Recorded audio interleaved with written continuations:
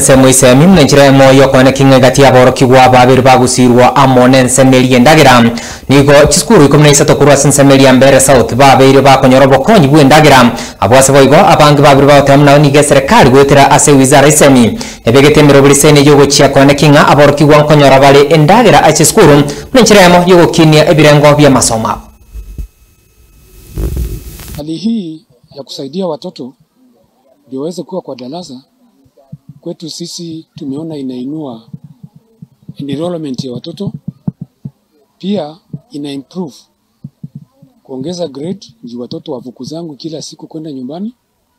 So tunaona ni vizuri hii program inaendelea vizuri kwetu tangu ianze kule Mbunda tulianza nayo, na tunaona ni vizuri kiendelea namna hiyo, sababu watoto wengi hawezi kaa nyumbani kama wanajua kwa shule kuna chakula.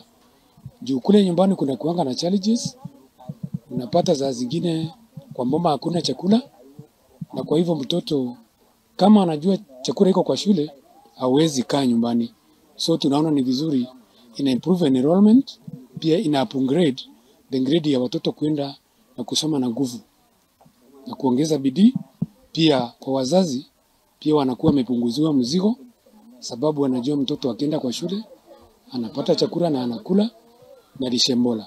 Kwa msimu uliopita kukuwa na chakula ya kutosha wakati ule, lakini kwa wakati huu Mungu amebariki area yangu na mvua. Tunaona kama tutapata chakula za kuvuna vizuri, juu mvua imekuwa mingi kwa msimu huu ambapo tunangojea mavuno wakati wake ukifika. So tunashukuru Mungu kwa mvua mingi tuliyopata. Wameweza kutuletea maharagwe, mahindi na pia mafuta ya kupika. Na hii itaendelea kusaidia sana watoto kuwa shule. Tumeona area hii kwa sababu ya ukame na kukosa chakula, watoto wanaingia wiki moja halafu wiki nyingine wanakuwa nyumbani, na sana wakati huu mahindi na maharagwe iko kwa shamba.